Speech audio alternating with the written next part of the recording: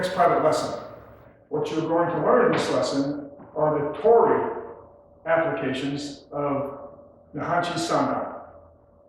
I want to introduce my partner here, Richard Day, longtime student of mine. He's been in the previous videos. You all know him if you watched the other videos.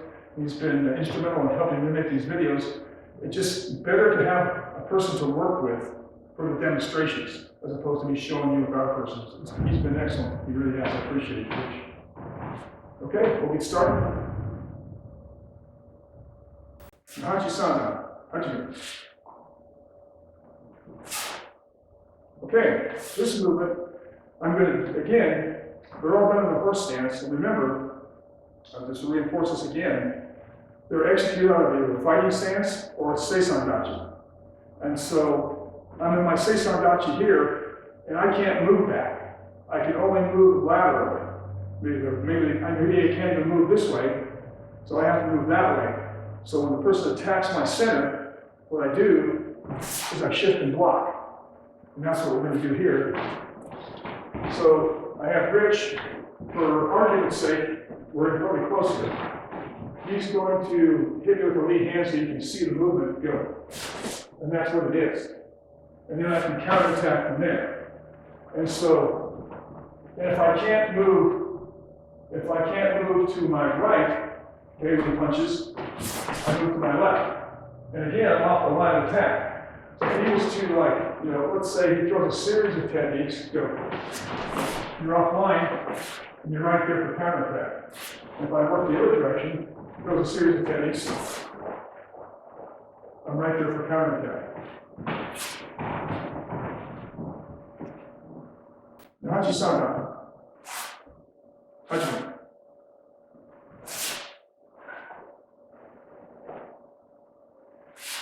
Okay, with this, I want to do this so you can see a little better. Of course, this is just the standard, moving off the line, or the outward block, punch with the same hand. But then you come across this way and strike. Now, it's mistakenly done where the inward block comes close to my chest. So it looks like this. Most people do it like that. They go here, here, here, and it's slow. Since the audio was just a blur when he did it, and he's a model that we need to emulate. But the way it's done properly is it's not done this way, it's done this way. Just like you're doing an outward block.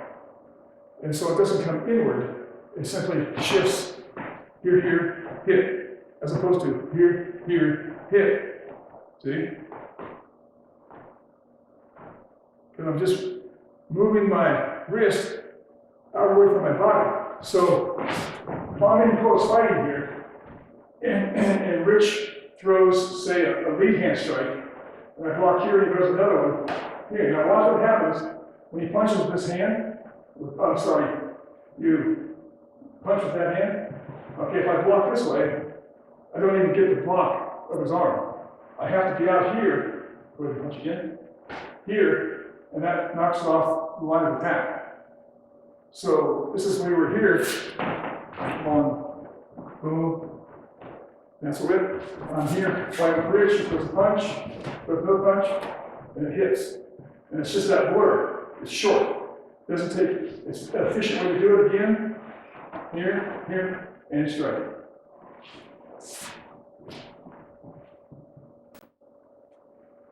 Naihanchi Sanda. Hajime.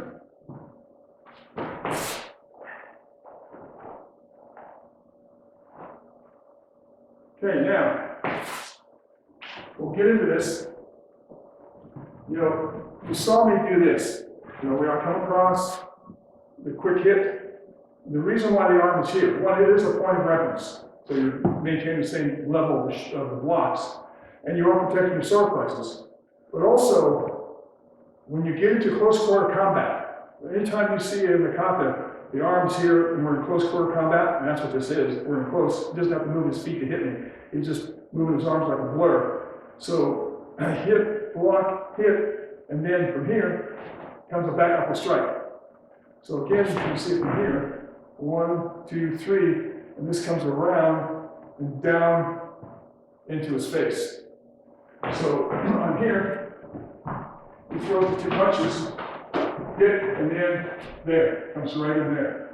And this is very hard to block because I'm not punching from the outside, I'm coming directly to the inside.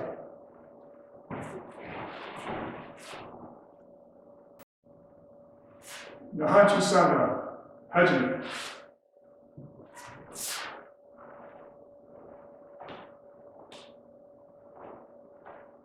Now this is the important part. Again, punch and the block. Now, it's an advanced technique. And so what's going to happen here is I'm going to throw a reverse punch. And Rich is going to, throw a punch to my face, and you block off the punch. So it doesn't matter whether I throw a punch and he blocks it, and let's say he throws a lower punch to my body, it becomes a downward block. If it's up here, it goes to my face, it becomes the outward block. That's why you punch and block. You're turning your offense that was successfully defeated, or let's say he moves back, and then he comes forward. So when I go to punch him, he moves back, and now he moves forward, and I can counterattack.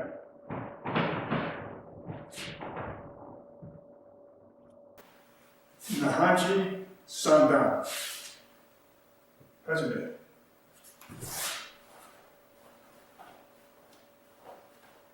Now, this movement, you've learned it before. I said there'll be duplication. And so I'm here with Rich. We're at an extended range fighting distance. He comes in to lunge punch me, block, and strike. That's what that is. Hand is there for a reason. That cues that blocking and striking. If I didn't have my hand here, it would be the same thing. See where it comes down, comes across. Interesting.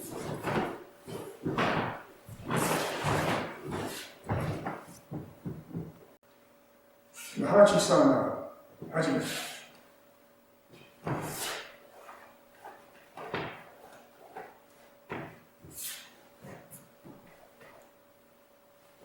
Now here, this is, again, either a seisai dancing or a fighting stance.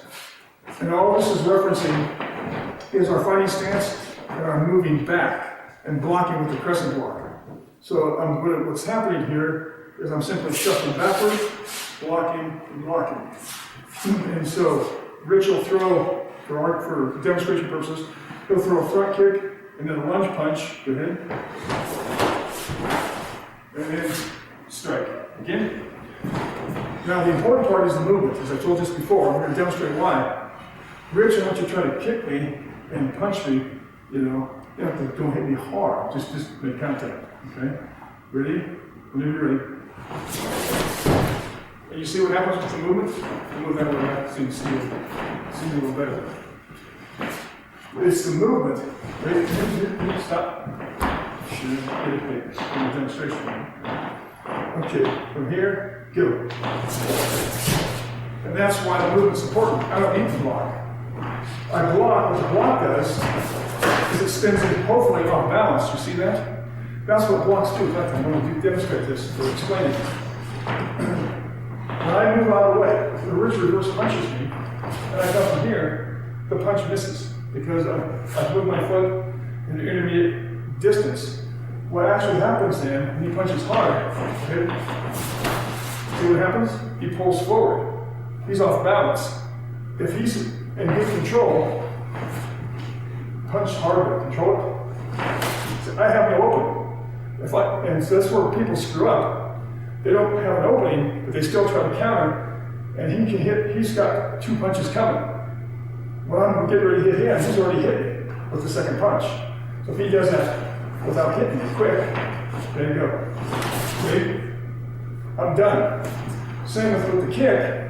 If he comes in to kick me, he's on balance. And therefore, he's vulnerable. Now, if I kick him and I maintain my balance, so I'll kick you, and then just shuffle back, okay, get ready to counterattack, okay? I'm not open. And do it again. Hit a punch. Okay, counterattack. Okay, ready? See how that works? long as I'm in balance, I'm not open. He couldn't counter. Okay.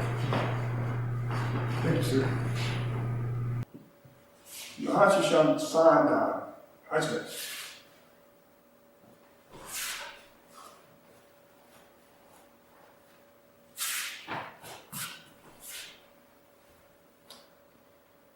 Yes, sir. Now, of course, you're familiar with this. That is just a forward punch. That's all it is. There's no hidden technique there. Oftentimes you see blocks or punches, they're just blocks and punches. That's one of them. But then you have this. And that is simply, as you've seen before, we're here, rich lunge punches, indicating upon and striking. That's what you're doing. Here again, go, and strike. That's what that is. Moving off the line into the horse stance, striking with the lead hand. Now, the one thing I want to show you, before we move on, is we talked about egressing. And I had you practice, and I taught you to come from here, and then, of course, egress 90 degrees. Whether I'm going this way to get away, or I'm going this way to get away. Because when we're fighting here, and Rich throws those two punches, and there is no opening, he's going to run over me. And that's why we'll do it again, and I'll do the egress. Okay, good. And here I am, and I can counterattack you from the side. So that's why it's so important. That's why you have to practice that, so it becomes automatic. When you subconsciously realize there's no opening, you egress off to the side and let him go by. So I'll have Rich, throw a series of punches, Rich, and you keep on coming, go. You see where I'm at. I'm hitting you from behind. Let's do it visually and see another angle. Okay, okay, from here, go. And here I am, there he is, and he's hit. Okay.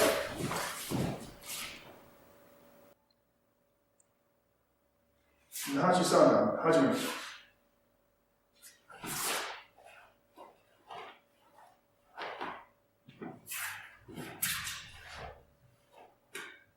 It is. Okay. Now, again, it's a cross body punch from this Seisan moving off the line into a horse stance, and if he punches, you simply go over and punch, just like we've done before. And then, after this, we just duplicate in a different direction what we've done previously. So there's no need to explain that. And so that is the Tori techniques and the applications of Naihanchi Sandan. Now remember, you practice these techniques individually, but what's critically important in Okinawa Kenpo karate, in all fighting, it's not just the individual techniques, it is how you train in those techniques. And we'll spend a great deal of time in videos explaining how to put those all together. Because it's good, don't get me wrong, it's good to work that technique where you're simply going, bang. These are good, but the important thing is, the way you want to train is I'm going to have Rich, for example, throw three or four or five lunge punches. So we'll do it slow so you guys can see. So I'm in my fighting stance, he throws a lunge, Rich throws a punch, and I block, and he throws a punch, and I block, and he throws a punch, and I block, and he throws a punch, and now I move off the line and strike. So what you see is, me practicing this, I'm going block, block, block, and off the line strike. So that's where we're going to. That's where the training is going to be. Once you get some mastery of the individual techniques, then we're going to work on putting them together in a sequence of defensive movements and then counterattacking at the moment there's vulnerability. Okay. Here, Rich. Again, this is Mr. Dave, longtime student of mine, good friend. He's just like a brother. Well, it's just not my brother. He is my brother.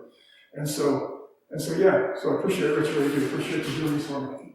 We'll see you in the next series of videos. Okay. Let's bow out. Train hard. See you in the next video.